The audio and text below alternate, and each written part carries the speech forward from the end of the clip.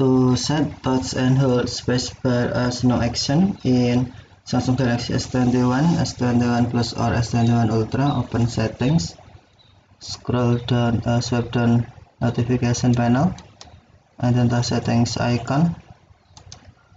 Scroll down settings screen, find general management, and then tap general management. Select Samsung keyboard settings, and then scroll down Samsung keyboard screen.